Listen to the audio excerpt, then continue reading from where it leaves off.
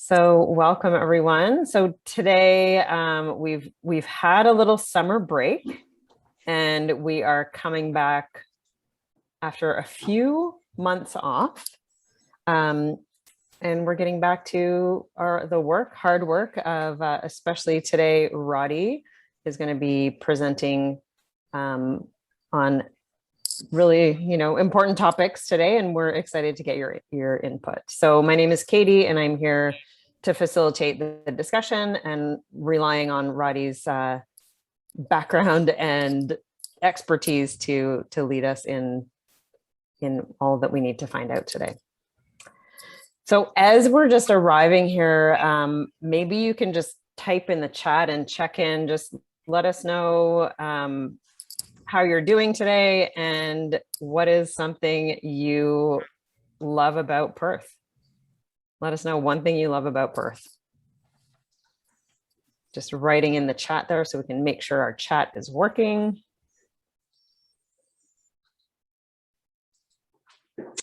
And if the chat doesn't work for you, then you can always just unmute and introduce yourself. Let us know.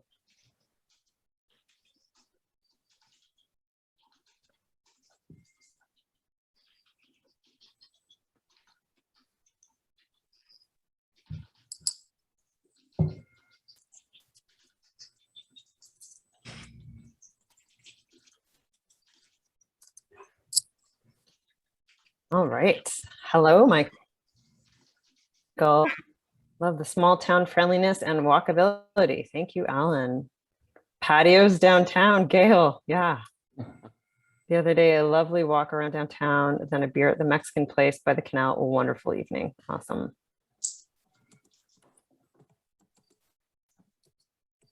I had delicious gelato there in the summertime as well. And the farmers went to the farmers market. That was really great. Hello, Brian. All right, so today's topic, let's actually just check in with Brad, who is in the big room over there. Hello, Brad. And so Brad, do you want to give us a little intro and let us know what's happening in the town of Perth? Great, thank you, Katie. Yeah, so as you mentioned, so we are here again for our official plan meeting, and this is the first time in a while that the planning committee has met in council chambers. And so back in June, we had scheduled a plan to do a public meeting about First Nations consultation. We didn't have that meeting. We postponed that. We're working towards, building more consensus and collaborating with more Indigenous groups. And, we're not trying to just check off boxes and trying to get something into our official plan, or we are trying to have meaningful dialogue in hopes of policy that leads to truth, reconciliation, and collaboration moving forward. So we're working with one consultant right now, who's a non-status Indigenous group in the area, and we're trying to make sure that we're working with all the different groups that we can, and also connecting with other planners and other provincial agencies to make sure what we're doing is correct and in the right direction. So it is taking time, so we do hope to get back to that topic later this year.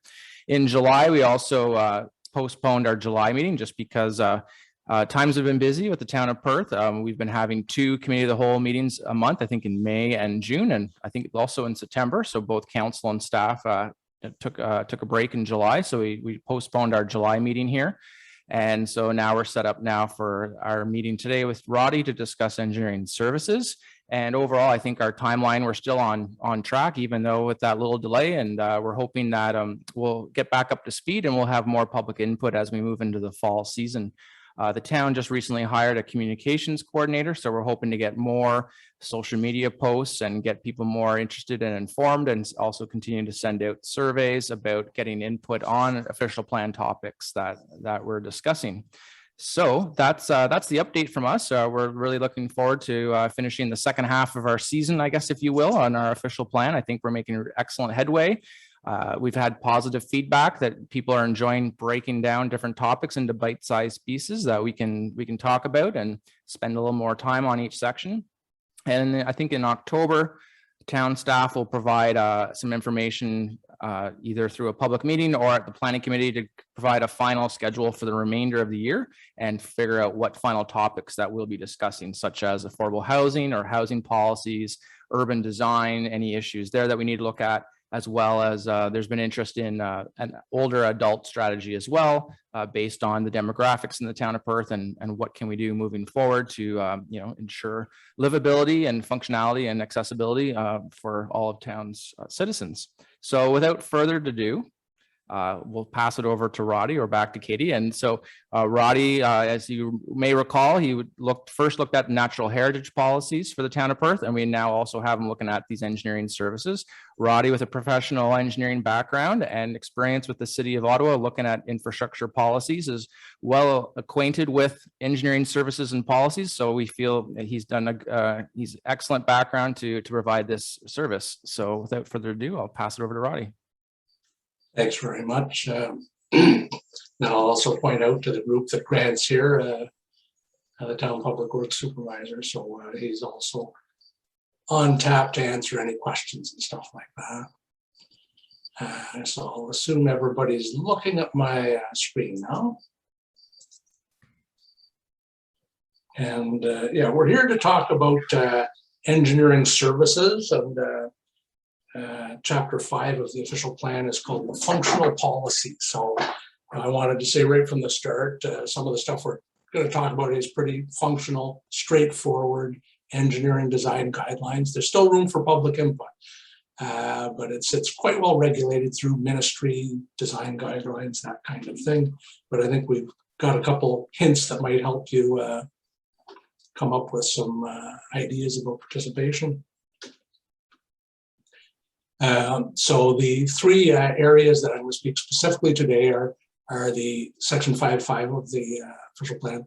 Transportation, that's roads, but it also includes sidewalks, cycling, pathways, transportation in general. Sewage and water, pretty basic stuff. And then also stormwater management. And I will describe later on how the sewage, our sewers, and the stormwater management are linked a little bit. And some of you who were in the natural history session earlier on heard a little bit about that. So just to let you know that the process here is very coordinated, and we're certainly looking at the different parts of the OP on how different parts of the OP talk to possibly similar issues.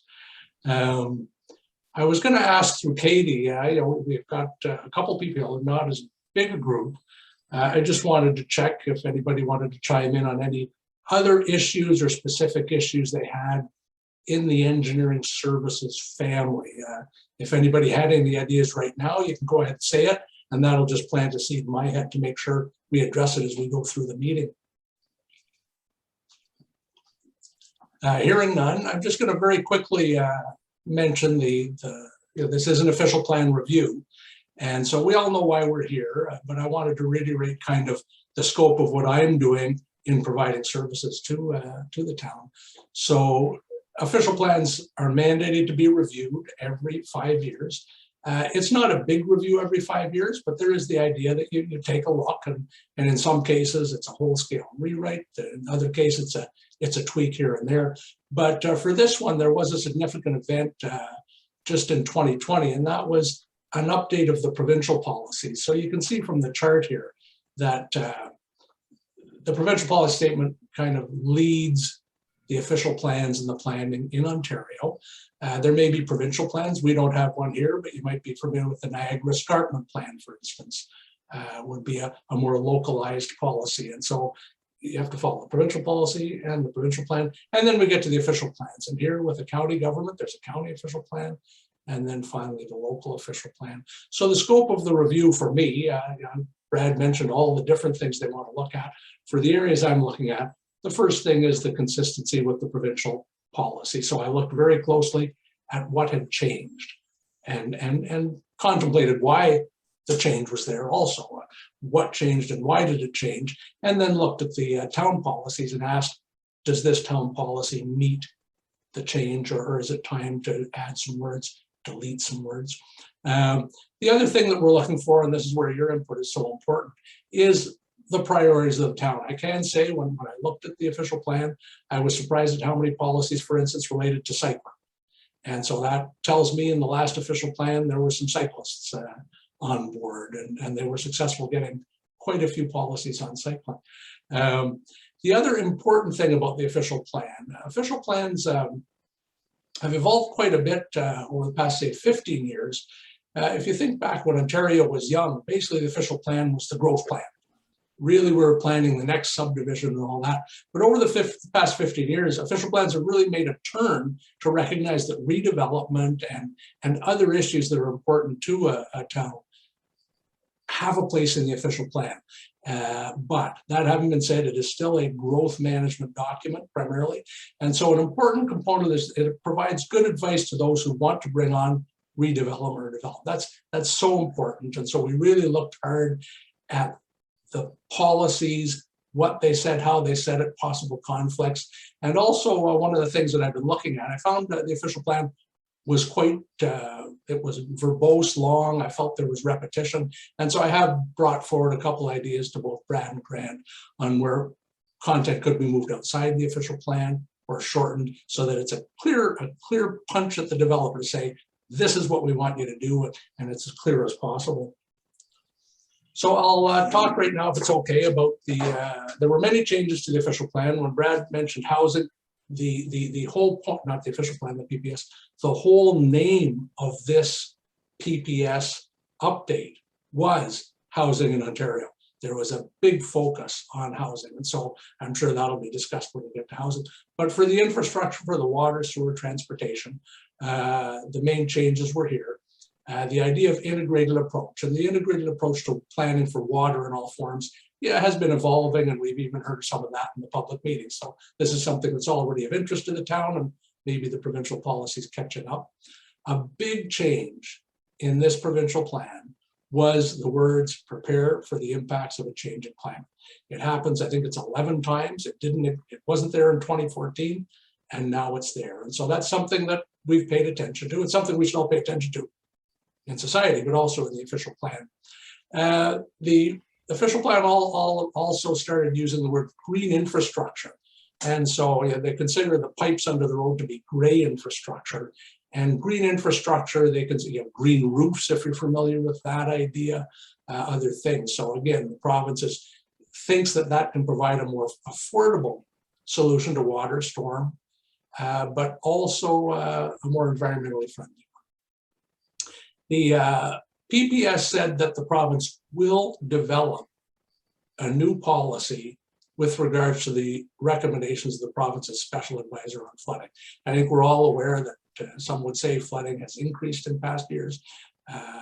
And so the province did bring on a special advisor, made 100 and some recommendations. So while that's yet to come, the province will provide further guidance. What we did do is look at the existing policies in the official plan and make sure at the very least they're as current as the current regulations and ideas the town has on managing flooding.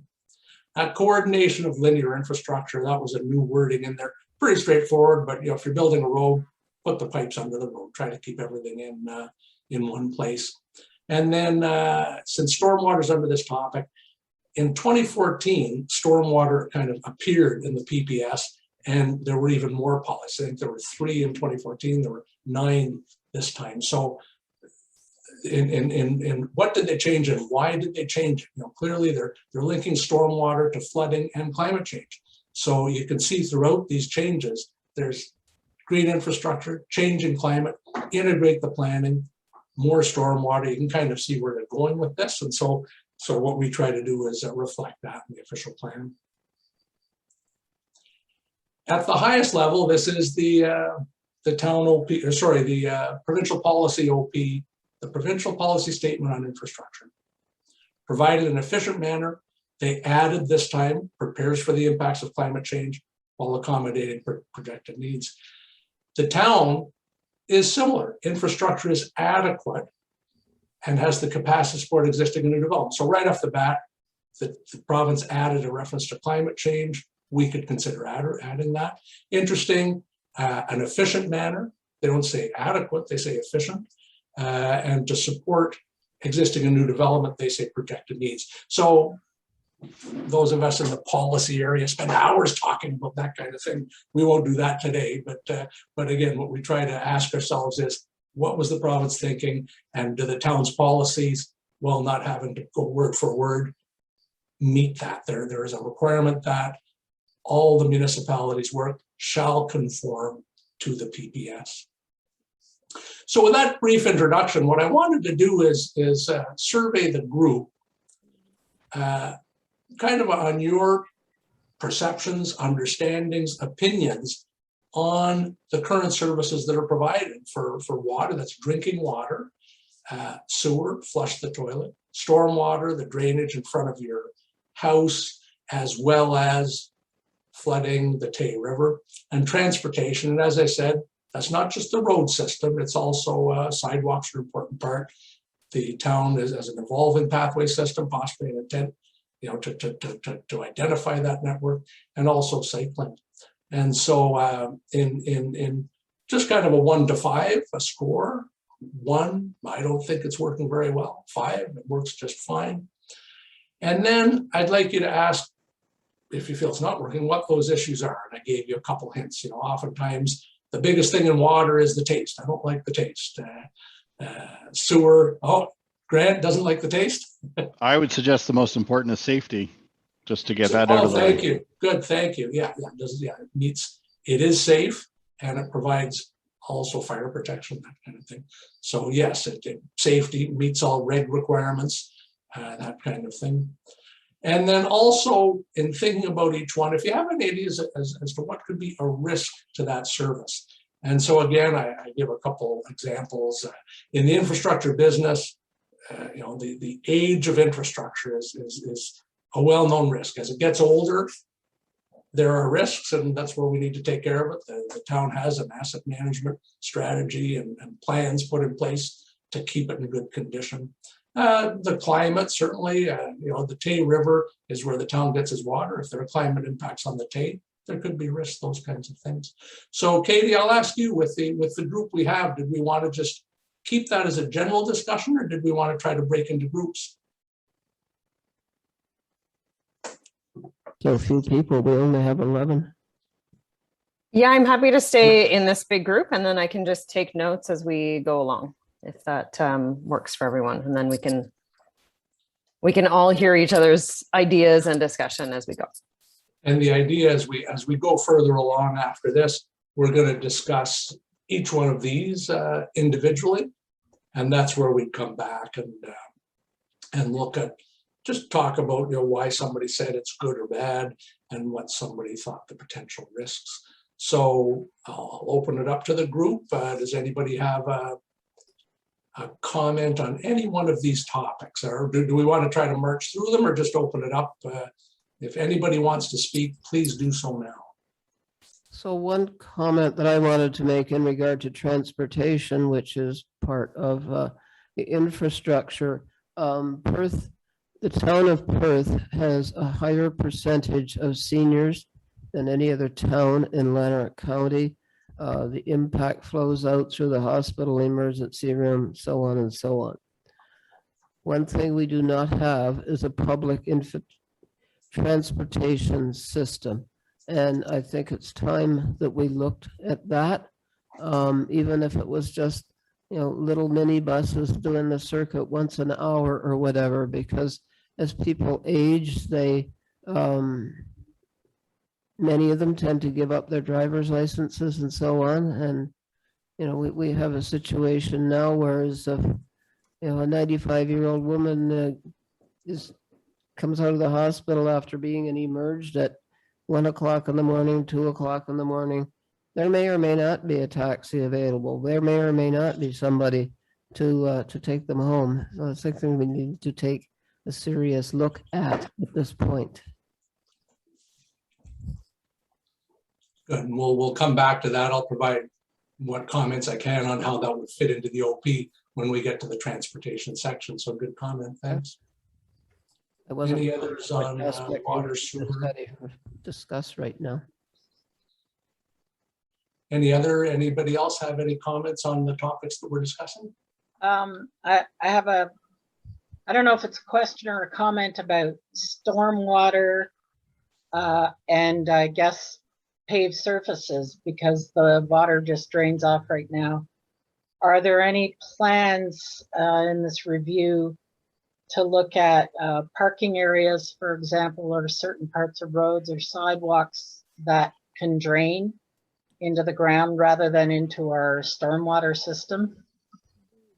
Because I feel like we're really going to be have a lot of trouble with climate change if we don't look at that. Yeah, I think you almost said what the province has said to us when I went over those earlier ones, and certainly draining more water, infiltration. That's what that green infrastructure topic's about, and so and primarily driven by expectation of a changing climate. So certainly, when we get to some of those in the policies, I'll speak a bit more to that. But that is a direction that we can put into the official plan to encourage those actions for sure. I have a question to do with conservation of water, because it seems to me that in the future, water, drinkable water, good quality water may be in short supply. And I think we should be starting some sort of public education now about not wasting water. I mean, there's no reason to wash your driveway and things like that. Yeah. And similarly, the town already had some nice policies on that idea of a holistic approach to planning.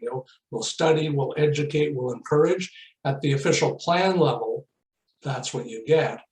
What then comes is an implementation. For instance, if there was an actual public education plan, leave that to Grant and the town to say, we want to put up signs, we want to pass out leaflets, we want to hold a little event in the park, those kinds of things. But the official plan could certainly say that's a priority, and that gives staff the authority to bring forward programs and in some cases ask for money.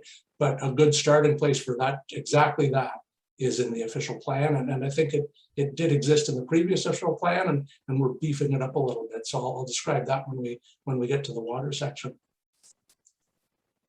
Grant, can I ask a comment? I know one of the great things about water use has been plumbing code changes, and just the changes in the plumbing code as those slowly make their way into certainly the new builds and retrofits. Has your plant been producing more and more and more water every year, or has it kind of leveled off?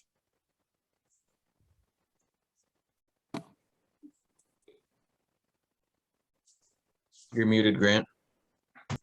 I'm trying.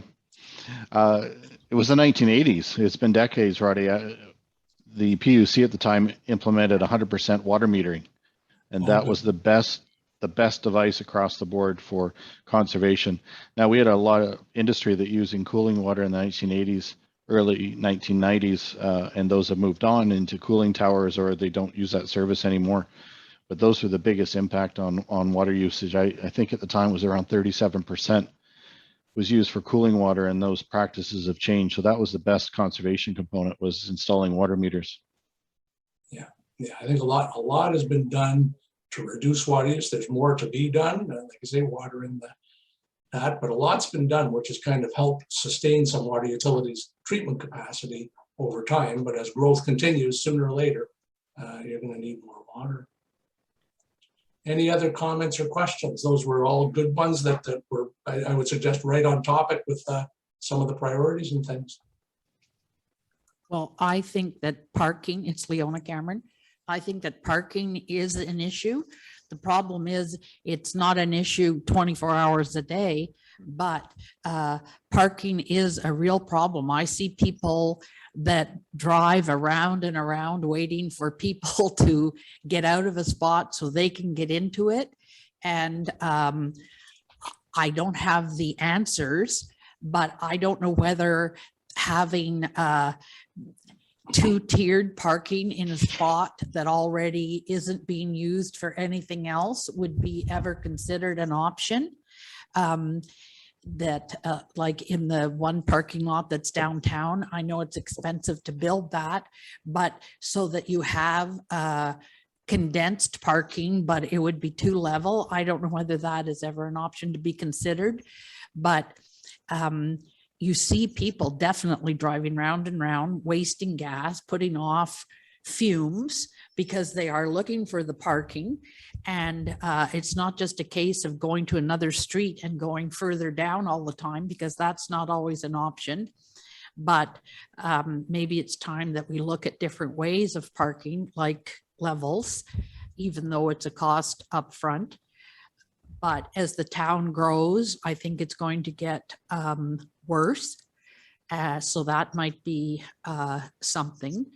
And on road conditions, I don't know if this fits in. I don't know if there is a rule of having sidewalks on both sides of streets. If there's a minimum, I don't know the regulations on this, that if a street has to have sidewalks on both sides, or if it's only on one, I don't know the rules of that. But it's certainly nice to have them on both sides. And I don't know if in the newer developments, if that is a condition that they only have to have it on one side. I don't know the regulations for that. But it is nice to have them on both sides. Yeah, there are design guidelines that the town has, but those are the town's guidelines. We can look at that and see how that fits as an official plan comment that could make its way down to change in the future. I have a question about roads. I'm wondering if you know how wide do roads have to be right now? What are the engineering requirements? Those are laid out quite well in the official plan right now. There's different categories of roads. And so there's the right of way. And then inside of that, there's the road. There may be a sidewalk. So I'm sorry, I don't know the exact ones, but there's the local road, the arterial road. So those are quite well presented, and they meet Ministry of Transportation standards.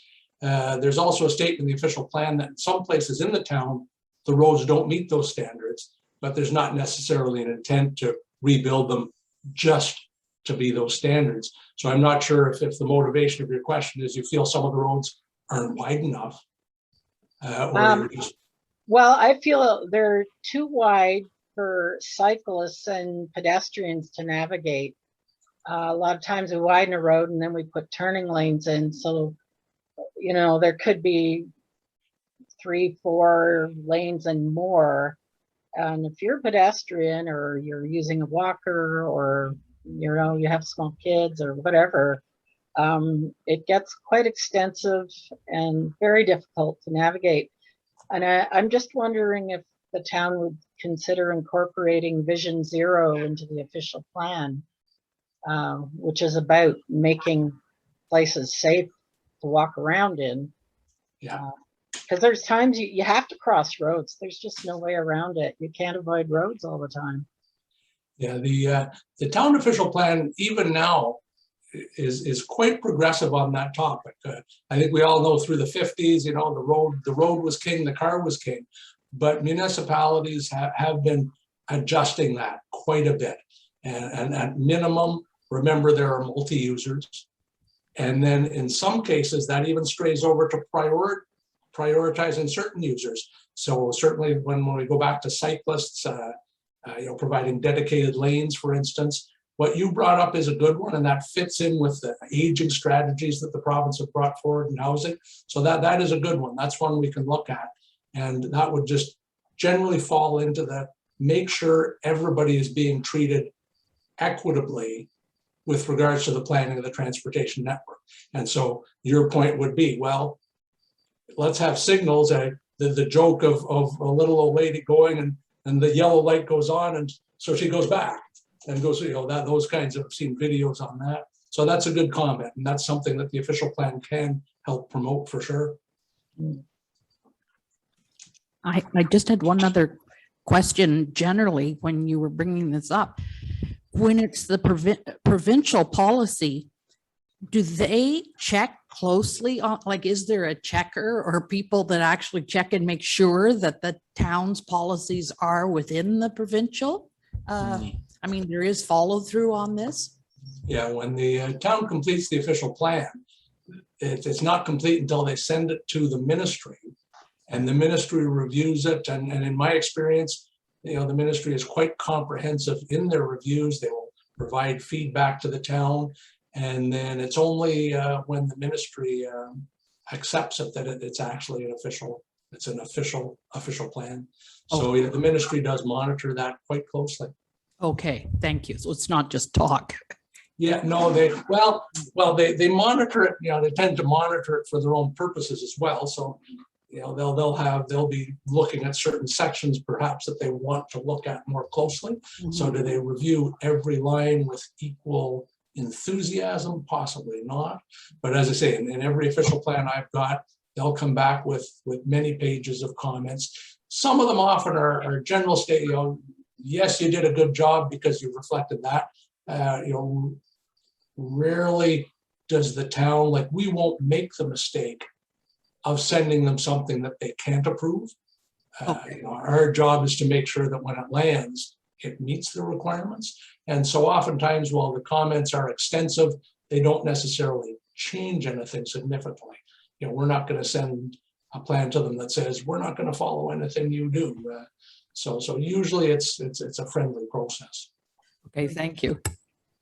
Roddy, how does the town plan new roads vis-a-vis the planning of bicycle lanes?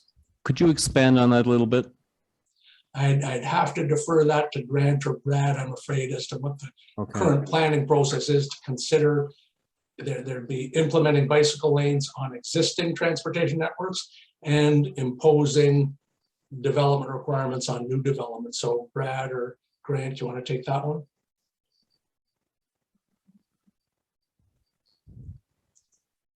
Nobody's jumping into that one. I think Brad might be making a comment. Yeah, I'd have to defer to Grant on that one in terms of an overall layout, because I think one, it would go to the county in terms of bicycle infrastructure at the county level, and then at the municipal level, then it would be coming up with a plan in terms of where the priority for the bicycle paths would be. And I'm not sure the process with respect to when you have to adjust or make changes to the existing road infrastructure, how to accommodate for that. Yeah, I guess it's just a loaded question. From my past experience, it's very important to grab the origin destination information at the start. That's pretty key about where traffic or bicycle lanes are and where they're going to be incorporated. So I think it's more of a global discussion. Thanks for your responses. But I think it's an important issue as we go forward and planning the infrastructure and transportation for the town. We want to be a bicycle friendly town. And I really would like to see that really adhered to and considered as we build new roads in the town and look at existing roads. I think there's a need also to look at the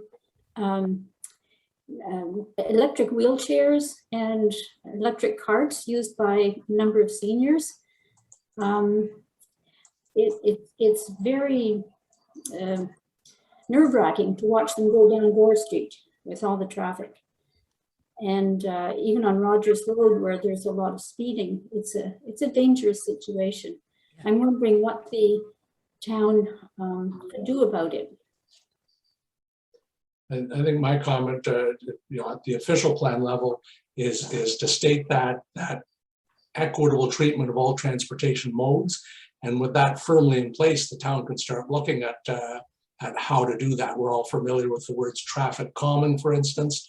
There's lots of other ways that we see traffic planning evolving to meet these exact needs. As I say, in 1950s, it was the car went through, the 4 lanes went right through downtown, no matter what. Today, there's a lot of new ideas in how to make sure everybody that's using the transportation is treated equitably. So those ideas, design standards are out there. As the town moves forward with its own design guidelines, they would be looking at those and saying, is this something that we could do or consider here in the town? A popular one, somebody mentioned the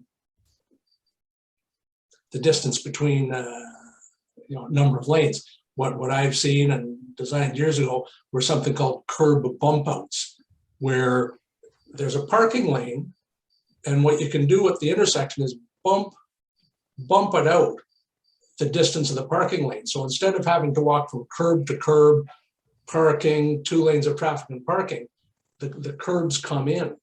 And so the only thing left between the curbs is the travel lanes, and now the parking's in behind it. That has now reduced the distance that somebody has to walk to get from curb to curb. So there's lots of ideas that can be brought forward once it's in the OP to say, we need to make sure we're doing this and doing it well. That would roll out in future processes of reviewing road guidelines, looking at new development. That's the best time to get it right, is on the new development. A little bit tougher within the existing built fabric for sure. It's tough to do major things within your existing built infrastructure, unless of course you're doing a major road reconstruction, which is the time that you can flex your muscles a little bit. But I think we've heard that comment once or twice today, so that's great. We can certainly document it. And as we move forward in this process, what we will be doing is coming back to all the comments received and pointing out how we listened and where that ended up in the official plan. So you'll see that down the road with the draft official plan. I'll be providing a little bit of reporting that says, this is what we heard, and we added a policy here, we changed a policy there. Roddy, we just had a question from Alan Humphreys in the chat. What do certain streets or subdivisions like Perthmore have to do to get a speed limit lowered to 40 kilometers an hour and to restrict parking to one side of the road? I'll have to defer to Brad or Grant on that. Yeah, I can take a stab at that one. We've had this issue raised a couple times now from the Perthmore Community Association. So one step is for a report to go to the police board, and they can provide recommendations to council. The other step also is for engineering services to do an assessment of the average speed or the daily traffic with the traffic counter data, and then that's able to provide data and statistics to council to then determine if safety issues are warranted to change speed limits. And then with respect to parking, then again, that's sort of the same process in terms of staff completing an assessment to look at road widths and whether there is a direct impact to emergency vehicles and their ability to maneuver any smaller streets in the town. Roddy, I'll fill in some more blanks there. We have a traffic calming policy that's quite extensive. It has a systematic approach of how we address those requests from the public, including a petition format. So we can take a look at that overall, just to make sure the community is in favor instead of a couple people in that community. But it's very systematic and a lot of metrics to it to quantify what the usable tools are and the non-approved tools, which I think is an important thing as well. Some of the dated approaches that people do, like speed bumps and just putting up signs, which are completely ineffective and can really destroy a community and throughput of traffic. So those are spelled out quite well in the traffic management policy. On the parking on one side, we generally work with the community there. Our intent is always to maximize vehicle placement if we can. And the other component is to do offsets so that you create a traffic calming network through a community as well. So those are things that are more subjective, but good approaches to parking on a residential street. Good. Okay. Katie, is that enough? We'll be going through each of the individual topics as we go on. So if you haven't had a chance to ask a question, you can ask it when what we want to do is get an overall. What we didn't force you to do is give us a 1, 2, 3, 4, but we'll just move on from here. And some of the comments kind of tell us, if you say, I don't think this works, then that might be a lower score, but overall, I think we'll move forward and start going section by section. Sounds great. And I think some other things might come up as you continue. So I will pass that back over to you and let you continue. And the sewer section is empty and I can't wait to hear more about what people have to say. So yeah, go ahead and I'll let you share again your presentation.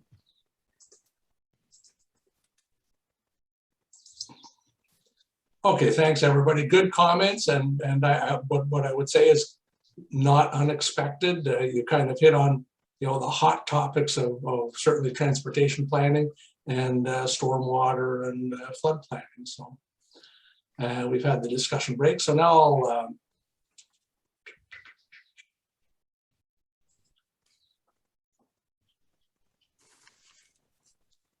just have to do this. So what I'm going to do now, I'm just going to mention a couple existing policies, just so you know. And the reason I'm doing that is I want to differentiate different types of policies, and so that as you think, okay, my advice is kind of what I call an aspirational policy. We'd like to go in this direction versus some of the policies. Somebody asked earlier, what are the road widths? Well, it's written right down. That's a real functional policy. So here's one that just says, the first one, roadway widenings may be a requirement. So that's what I call a functional policy. It's telling land development, when you come in, we may require this, and don't say you won't do it. Versus here's one on that modal. We had a couple comments. So here's one that's already in the official plan, that the scale and design of sidewalks, roads, street networks support a variety of transportation roads. So that's kind of exactly what a couple of people were saying. So that policy is in the OP, and it's a community goal. We just heard it from you. So that's there. We can look in having heard from you again today. You know, does that say enough? Does it not say enough? And so on that multimodal idea, and back when we did the natural heritage one, there was comments on pathways. So this is the idea of a new policy. We're at the stage right now where we're throwing ideas on the wall, seeing what sticks, and also doing the community consultation. And that'll all come together in the end. But these are a couple ideas that I've presented to the town, that linkages between neighborhoods, shopping areas, open spaces, you know, there are opportunities to provide pedestrian biking linkages. So that's, you know, a further elaboration on that multimodal idea that further elaborates the community's goals. So I like that one. I'm going to point out this next one. As I said, for instance, somebody asked, what's the scale of the roads? It's in the official plan. It's not typical that level of detail would be in it. It's a place to put it, but another place to put it is in a road design guideline. So as I said, with a goal of kind of tightening up so that the official plan is a little bit more directly hard hitting. You don't have to wade through 5 pages to find what you need. It's right there. I've started talking to the town about taking some of these things out. How wide's the road, sidewalk on one side, that could all reside in an external guideline that's available to the land development community and the public. So I think we did a good job already. You know, if somebody has anything more to say on the transportation, but we did a good job, some really good ideas there that we can take and review the existing policies, review our drafts, so that those ideas that were expressed come through. Crossing roads, vehicles on roads, parking, those kinds of issues. Does anybody have a further comment on the transportation topic? There was one comment from Gail, a question, does the plan already include easement for walking paths? And Gail, was there anything you wanted to add about that? Yeah, there was an article a few weeks back, and people were walking along I guess it was a hydro easement or something, but people didn't want them walking there. They wanted it blocked off. And there's sewer easements, I think. And I wondered, is there any way possible to turn those into walking paths, or do they absolutely have to stay as, you know, only being used for that one use and nothing else? Yeah, that's because they seem to be around the town quite a bit. Yeah, so that'd be a great, you know, if we had this continuous linkages, which is a broad statement, you know, and it's just a link. How that link is achieved could be in many ways, and so that, you know, that'd be the kind of thing that I think would come out of this kind of policy, where we're trying to link it. Geez, there's a sewer easement. Now, Grant does not want to put a whole bunch of infrastructure on top of that easement because he may need to access it, but a gravel path might be tolerable. There'd be other issues, the safety, access, neighboring properties. But I think that's the kind of good idea from the community that this policy would support. So that's, we've got written Yeah, I that think- one down. Grant, do you have a comment on? Yeah, I think that's a good idea. Of course, sometimes you just can't coordinate easements with conveyance of people or multi-use, but I would suggest that service level plays into that discussion, because some points we have prepared some easements, larger easements for maintenance reasons, and there's become an inferred service level that it keeps expanding from gravel to pavement to street lights to light, and like it just can spin out of control, where our best intent was just to keep it accessible. There's always this expectation of the public increasing that service level, which is always a challenge for us. Yeah. And one on that I am dealing with actually right now on another project. Oftentimes, when an infrastructure goes through that easement, oftentimes it's appropriate also to take what's called a construction easement, which is an area beside that. Because if, say, you have to dig up a pipe, you need a place for the equipment to operate. So those easements can often look quite luxurious as you look at it, but all that space could perhaps be needed when it's needed. So that's a caution too, that while it looks the other, geez, what's that 10 meters doing nothing? Well, that's the 2 meters needed for the sewer and the 8 meters needed to reconstruct it and equipment and stuff. And also, certainly Grant, guarding against the residents' encroachments onto those easements with garden sheds and the gardens and stuff like that. So the easement management is an ongoing issue, but that was a great idea. And certainly in the broadest sense of saying, where can we find linkages? There might be an opportunity, not maybe at everyone, but certainly at some of them. If there happened to be a feature here and a feature here, and the only thing between them was that easement, what a great opportunity if it could work. So that's a good one. Was there another chat, Katie? I ask a question about easements. So paint me a picture on any given lot. Let's say it's in Earthmore. As an example, are there easements for utilities on one side of the lot, 2 sides of the lot, or some of them with no sides on, no easements?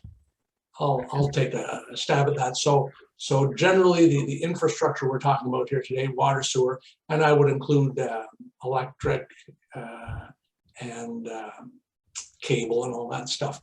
The usual way that's dealt with is it's kept between the curbs. It's in the municipal right of way, but in some cases it may have to cut through. So in most cases, all that infrastructure is accessible to the municipality under the road or inside the right of way. In the odd case, and certainly with sewers and water, you just have to get from A to B, then there would be an easement. Sometimes those easements are on the private property and there's a registered utility easement. So you might notice, gee, that individual seems to have a large lot, but there could be an easement there. And in other cases, it's a dedicated easement with fences and there is no private property ownership. But on your average residential lot, there is not a sewer easement. There may be private drainage easement in the back, but again, that's a private easement, just trying to respect the neighbor's rights to drain to your neighbor's property and down in the rear yard. But usually, the vast majority of lots are not what they say encumbered by an easement. Yes, I'm asking because where I lived in Northern Ontario, especially in the newer part of town, there used to be, well, they called them lanes, between at the back of every lot. Yeah. And so if you had that here, if there was an easement or municipal right of way beside many lots, it would make a good trail network, except when you have a hydro transformer in the middle of it. Yeah, who put that there? Yeah, okay, good comment and question. Yeah, I had at my townhouse, there was at least an 8-foot easement at the end of mine and at the end of everybody's. And I backed up to everybody else put fences up, but I couldn't afford it. So I had mine fenced at the side and everybody fenced there. So my backyard looked like 16 feet longer. Yeah. Because I didn't sit and the grass was great. So I enjoyed those easements. Yeah, there is some opportunity to enjoy them as long, and someday the municipality may come in, but Sure, not necessarily that often. it So, worked for me the whole time I was Yeah. there. Yeah, it's a reasonable strategy, and I'm working here in Ottawa on a major hydro utilities. And like I said, people have their sheds, their gardens, they park their boats on it. They're getting good use out of Hydro Ottawa's property and Hydro One's property. I just kept it mowed nicely. Yeah. Oh, maybe they should thank you. Yeah. Okay, well, that's some great input on transportation. That's why we put it first. It's more public than, say, the sewer and stuff, but I'd like to move on now if it's okay, and we'll so we went through that, and so now on the sewage. So sewer and water, I might suggest the town that those could be broken in two, because there's might be unique elements to sewage that are different from water. But for now, in the existing policies, again, that functional one, the start, require that sufficient water plants available. If you're going to put on new development, you need to have the water to serve. It sounds simple, but it's surprising actually how many simple, logical statements are found in planning policy. We might think we shouldn't have to say it, but it's good planning policy to state the most obvious. And this is pretty obvious, and it's in the town's OP. Somebody asked earlier about water consumption. So here, this is an existing policy. I call this an aspirational policy demonstrating good manners. So the town is saying, hey, we're engaged in a program to recover sanitary sewage. We have improvements, reduced water consumption, remove combined sewers, treatment, a really good policy statement that's broad enough that, again, staff can come forward to council and say, hey, this is why we're doing this. This is what we're doing.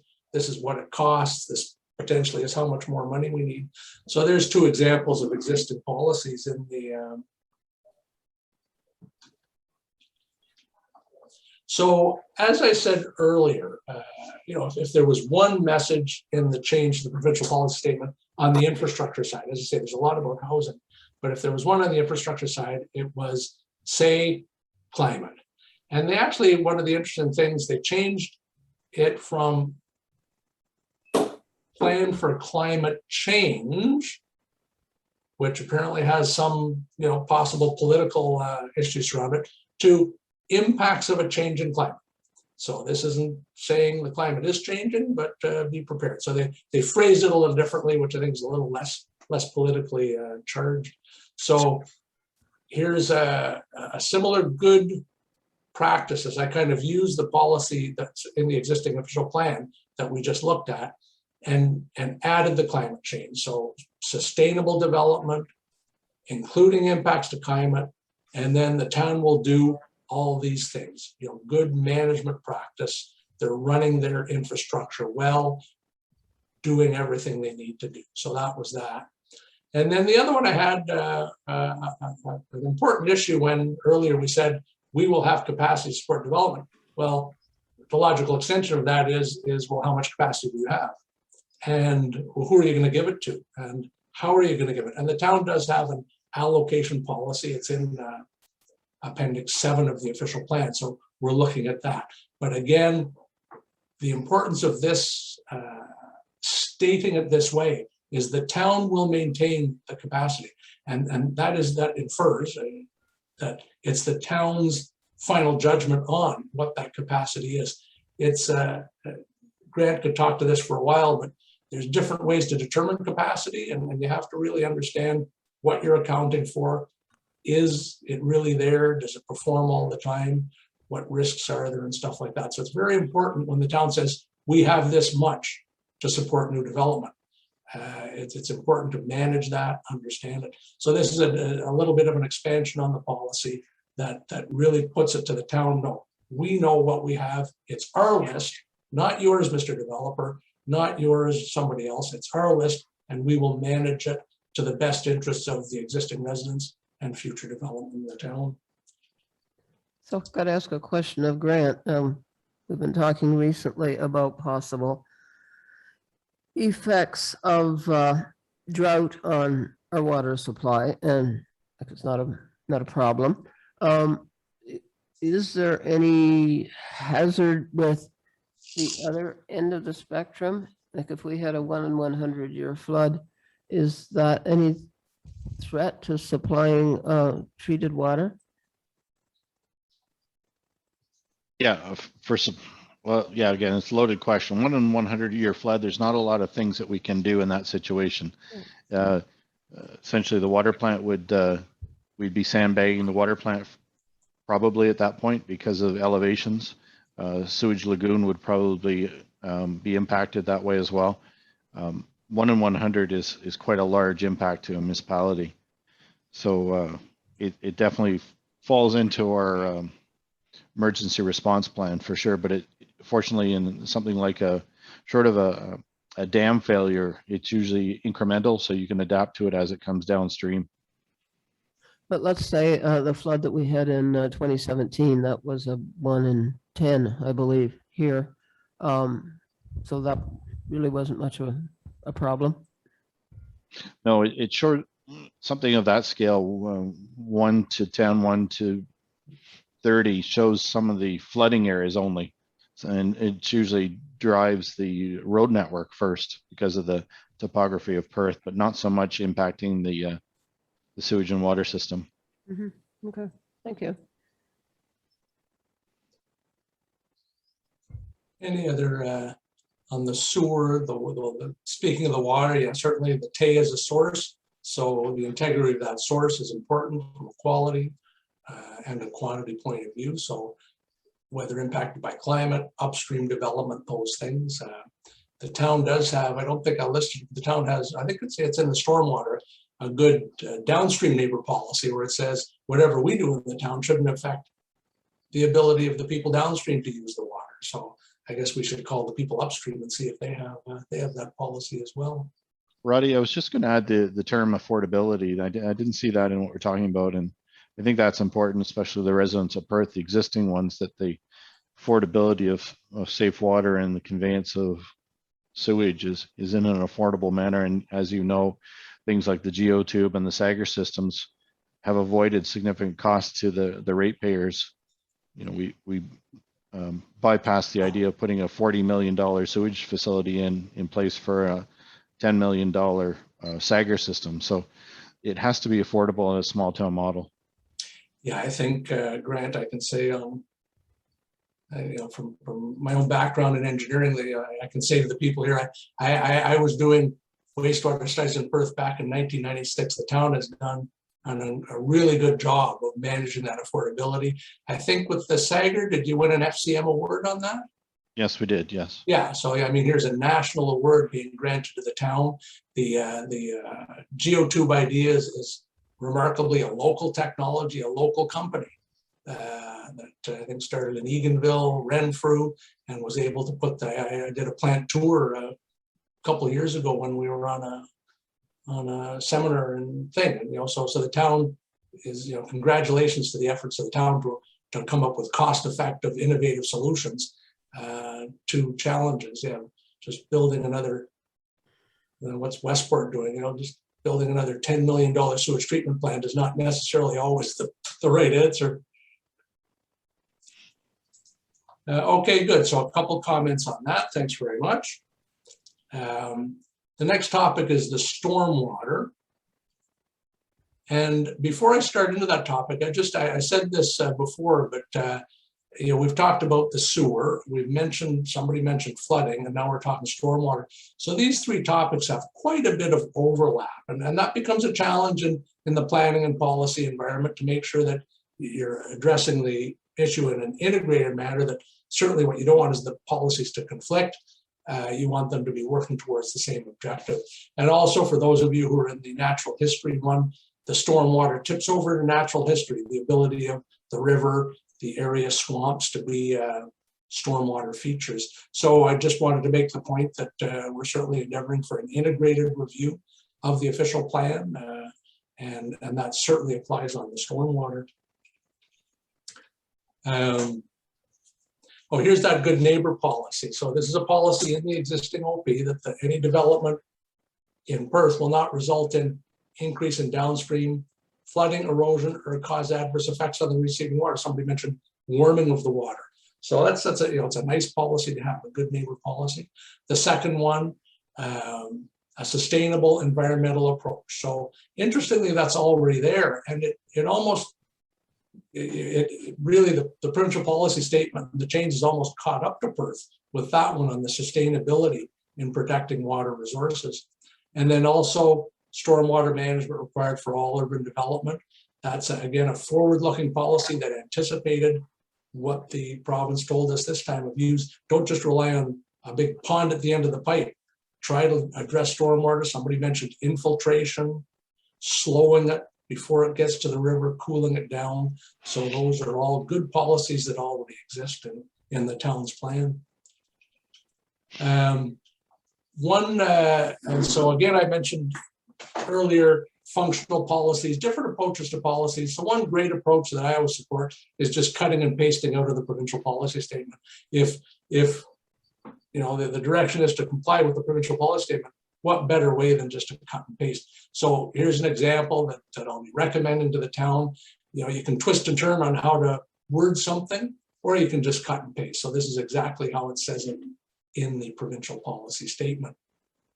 As I mentioned before, they mandated integration with sewage and water services, and also impacts of a change in climate. And then again, using green infrastructure. So they bundled all their changes into this one policy. Any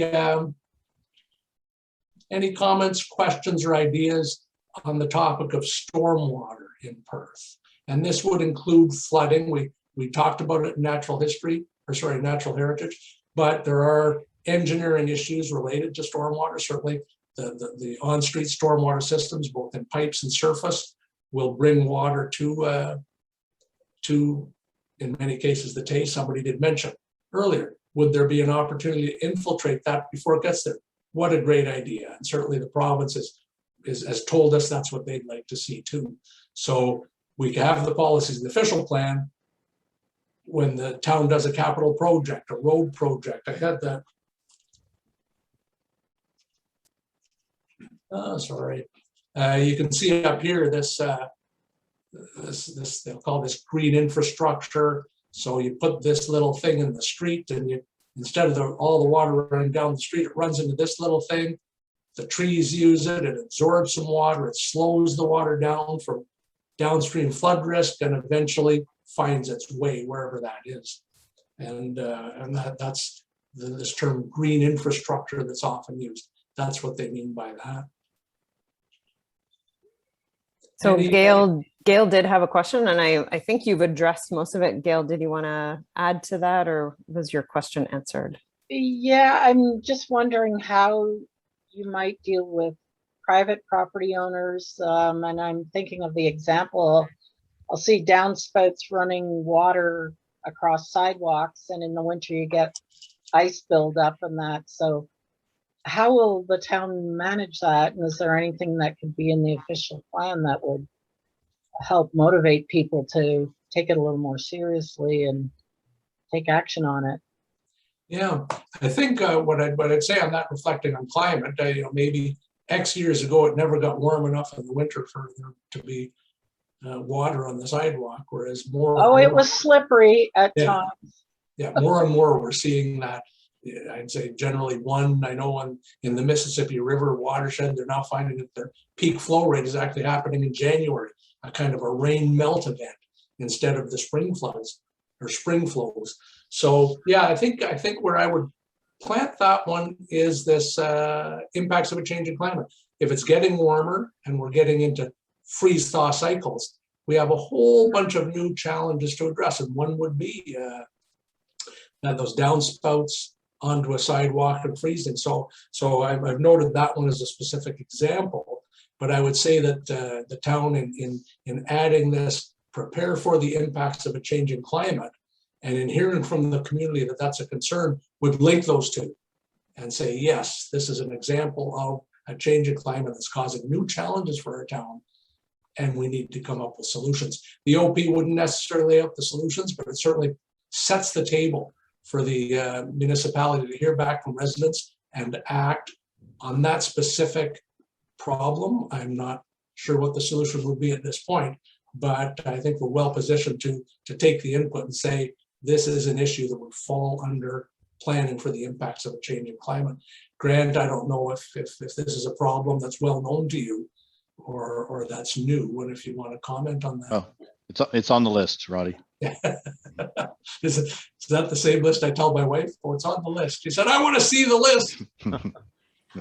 I just have a question. I've forgotten if there's a big rain and the water, I know a lot of it goes into the ground as much as can be absorbed, but from the street into the sewer grates on the street, now that's different from sewer, that the septic systems. Where does that water run to? Where do those pipes go to? That's not into the Sagar, is it? No. Does that just go into the Tay River? That water? Yeah, the overland, my understanding would be the overland and pipe sewers would go into the surface waterways you see, primarily the Tay River and all its channels, whereas the sewer system's separate. Now, remind me, Grant, does the town have any combined sewers? We have a handful of the 45 kilometers. I think we have 900 meters remaining. Yeah, so curiously, if we go back to, when we started inventing sewers, at one point, you're correct, the water and the septic was just put in the same pipe, but over time that's been solved and this isn't really a problem in most places. Just the rainwater off the streets and those sewers just run right back into the river. Yeah. Now you bring up a good point, and Grant, with your comment on that side, that rainwater can find its way into the sanitary sewer through the grates, through leaks, and so that's I know something that the town's been working on aggressively for a long time to make sure that the only thing that's in the sanitary sewer is when you flush your toilet, and you're not carrying a bunch of leaky water.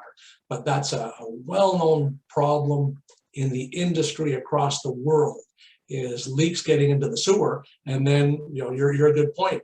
If that water that's ending up at the Sagar is on a rainy day half water, that's not a good thing. But municipalities, I know the town's been doing a good job. I worked here at the city of Ottawa for many years to get that, they call it extraneous flow or inflow and infiltration, get that stuff out of the sewer. And so you make a good point about where it should go is into the so-called storm sewer, into the grates, the catch basins, and then find its way into the surface water. Or a stormwater management facility in new development. Sorry, Grant, does the town own any stormwater management ponds? Just two, and they're relatively new. Yeah. So that's one way. When that water does get into the storm sewer, there's something called first flush, where it kind of washes the debris and pollution off the road, and that can be transmitted to the local stream as well. So catch basins typically have a little bit of a sump, and some of it will stop there. But oftentimes in new development, what we see is a pond at the end, and the grit and the sediment settles out into the pond, and in 20 years, somebody has to go clean it out, but that prevents it from getting into the local streams and protects the local streams. Okay. Oh, I've seen those ponds. Yes. Okay. Thank you. I just wanted to comment that I was pleased last week to learn that the town is using a less damaging form of salt in the winter, so that we're not dumping a lot of salt into the Tay.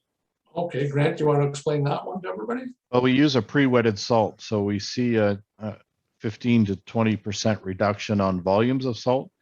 So using less, it's a premium salt, so we pay a bit more, but in the end result, the cost is the same. And my stance continues to be just the elimination or reduction of salt impacting the environment. So nothing really special about it, except it's pre-wetted, so we use less volume. Yeah, when I described earlier, like if there's grit or sand in stormwater, you can settle that out. The tough part about salt is it dissolves, and there's no way to get it out once it's in. So the best prevention or whatever, the best solution is just to use less. So congratulations on that. How can I ask, how did you find out about that? We've been using it about 15 years. The speaker said she just found out last week. Oh, it was a, go ahead, Brent. Yeah, it was a topic at council because I had done a tender. So my multi-year tender had come up. So it was just, it's always a hot topic every few years when I bring it up. Yeah. We don't follow the trend of the county using straight salt. We use a pre-wetted salt. So. Yeah, good. Any other comments on the stormwater topic? I think I've got a. Are there any possibilities of moving away from salt down the road at all? Is there any other substance being worked on or anything? There's I know some municipalities moved to a combined grit salt strategy because when it gets too cold, the salt actually isn't as effective. There's a sweet spot for where the salt works, but after that it's cold, and so some municipalities will instead of putting salt, will put just grit down, and it provides that traction surface. So I'm not sure if the town's considered that, but there are a couple different ways to again try to reduce the amount of salt for winter. But salt's been king for salt, and there's other similar products. It just does the right job at the right time. It's been hard to find a 100% substitute for salt, that's for sure. Yeah. Climate warming. Yes, one of the benefits of climate change, we won't have any iced salt. Well, just on that topic though, Rod, in my years of service, we went from snow movement to ice prevention. It's just, we're not moving as much snow. We're having smaller events with more impact on traffic movement rather than big snow events that are multiple days. Yeah, you get those big snow and you're moving, but it stays cold enough that you don't really get into the bare pavement, slippery stuff like that. Yeah. Okay, well, thanks very much. A couple good comments there. What I wanted to just mention now, so I'm wrapping up now. We'll have a couple of minutes by the looks of it to discuss at the end, but I just wanted to mention that well, and to some degree people asked, well, how can we actually do that? And I said, well, that's a different process, it's a different plan. The official plan frames it, provides those priorities, gives staff the authority to bring forward programs and budgets that address the issues that the official plan.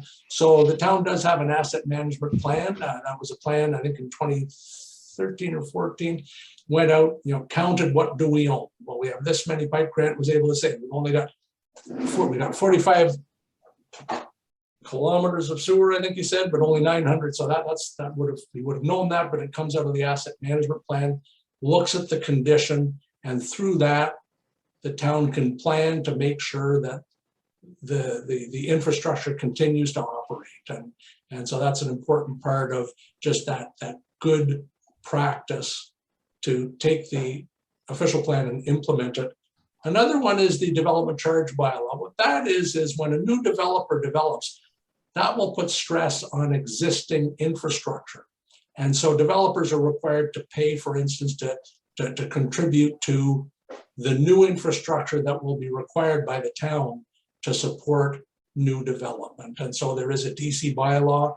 It looks very carefully, if this develops, you're going to need an arterial road, and you're going to need 5 more policemen, and your library is going to need 100 more books. And it puts a cost to that.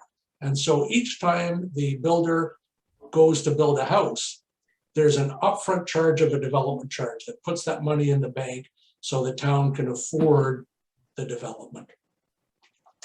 And then also I mentioned earlier the capacity allocation. It's in the official plan now. It's a process that says we've got this much and we'll share it around equitably. It actually says no more than 1/3 of the capacity will be granted to any one development.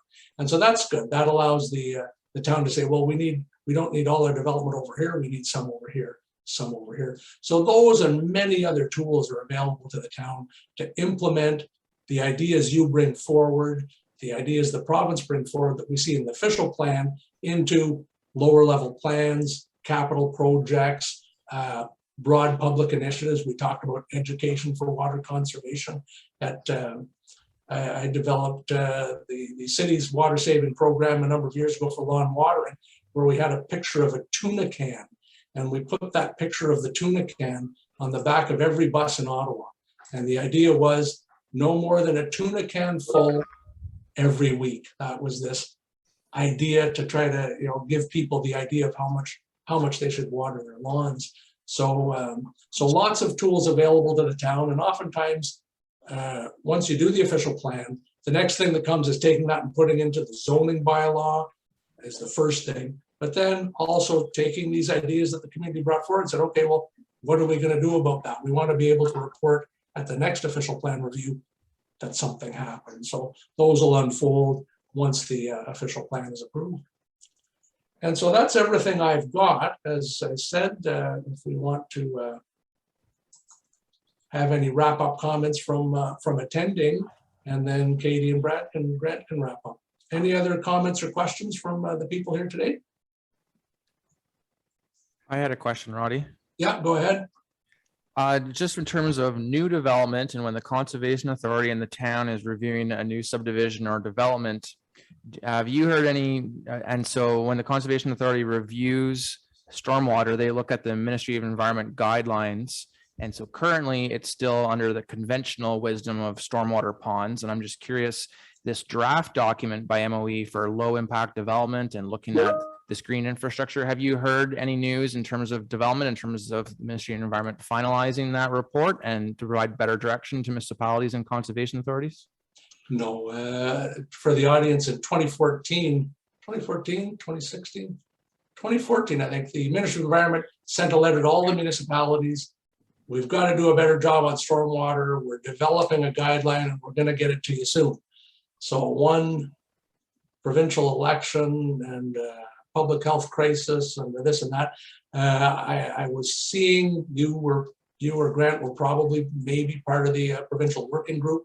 I did see some of those emails, but apparently it's written and it's sitting there, but it needs cabinet approval before it's issued. And they've just, for the past 2 years have had, unfortunately, too much going on to get it through. So that's my understanding, is it's complete. There were drafts sent around to municipalities, and I saw a lot of the comments that came back. But for the audience that's here, the province has said, we're going to ask you to do something. And they haven't told us yet.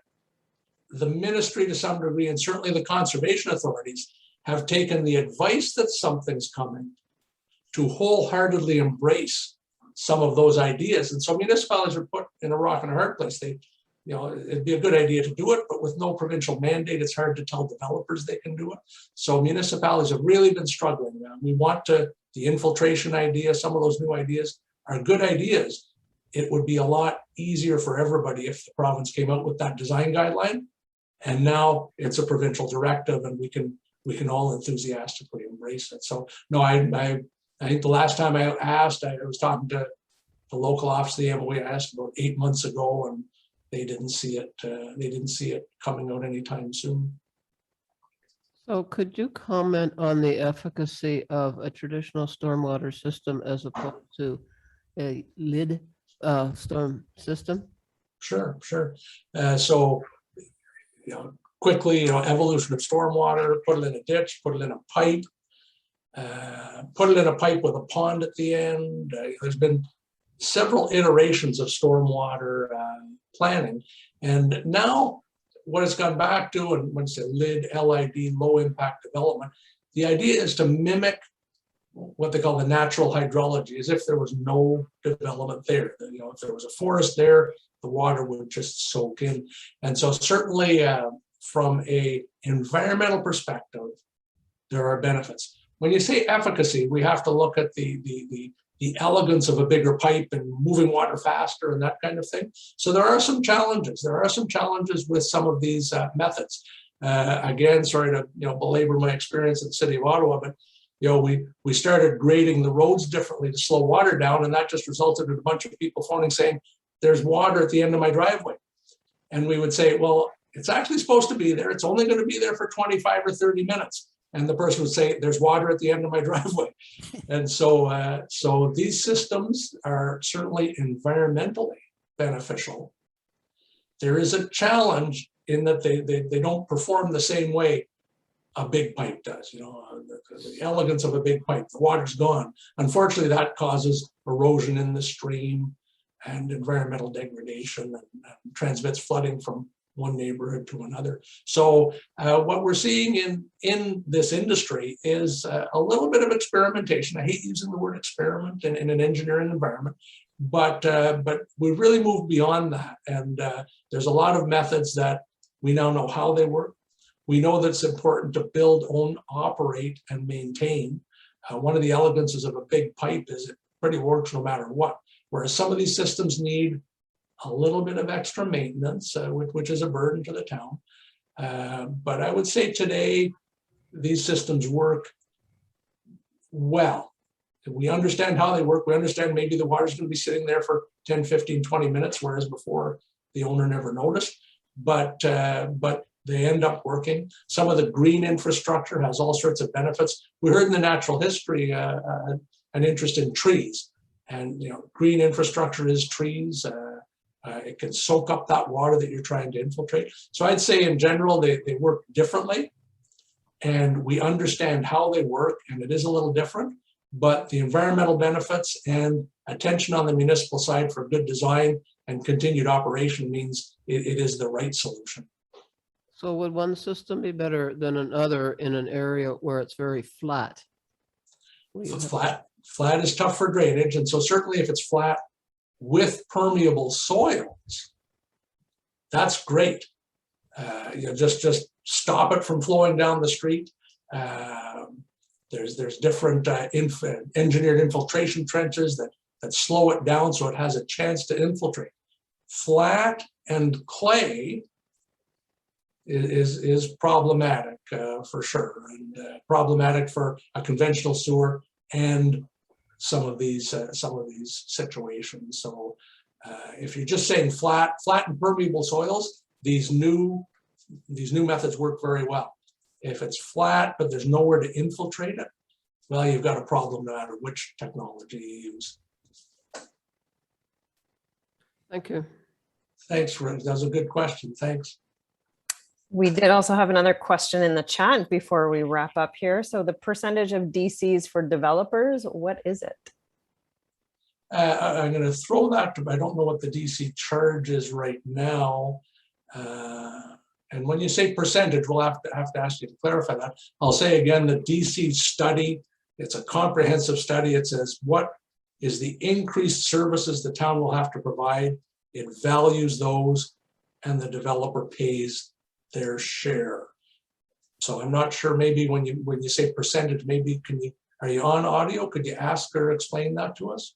Yeah, I guess I'm wondering if it's a fixed rate, if a developer funds the entire project. Is it negotiated depending on the developer and the project, or I'm just wondering how it works? Yeah, no, the development charge study, it's available. Sure, it's available to the public. It's a comprehensive, I think yours was done by Hemson, I think, who does half of the development charge studies across France. A well-structured process. It does that calculation, and the developer says, or the charge says, if you have a residential lot, you need to provide the town with this much money so that we can afford these other services. In some cases, I'm not sure the town's policy on front-end agreements, in some cases, a developer will go ahead and build it themselves and then not pay the development charge when they bring on each lot, and that can help forward the development. But again, the money ends up working the same in the end. Yeah, so just to follow up with that, Gail, I'd encourage you to check out our committee of the whole meeting from last Thursday. I provided a presentation about development charges and how they work in the town of Perth. And so a short answer is that if you wanted to build a single family home in the town of Perth, the current development charges for that is $10,000 per house. And the development charges for an apartment building, for example, would be $5,000. And so again, yeah, the town would have done a development charges background study in 2019 and passed a bylaw. And so at the building permit stage, when that reaches the desk of our chief building official, that's when a developer or a landowner pays those development charges for that development. Thank you. And then I'll just, I'll go on, Brad, and the town will have a development reserve fund that goes into. And, that money grows, and then the town takes that money and puts in place funds another policeman, builds a road so that the impacts of development are taken care of. Okay, well, I'd like to wrap this because so we can have a 5-minute break between this and the planning committee meeting. Okay. Perfect. So let's thank you all for coming today, and thank you, Roddy, for making this subject actually very interesting. I think Great. Let's get a show of hands on that one. So Brad, can you let us know what topic will we wait for next month? Yes, thank you, Katie. September 27th will be our next meeting, and we'll be having a consultant come in who's done a review of our employment lands in the town of Perth, predominantly focusing on what's known as our industrial lands in the south end of town. And so they've done an analysis of services and the current businesses that are there and what they anticipate will be the future potential for the town with that. And so that will be the topic for our next discussion. Wonderful. Excellent. Sounds great. Thank you so much, Brad. Thank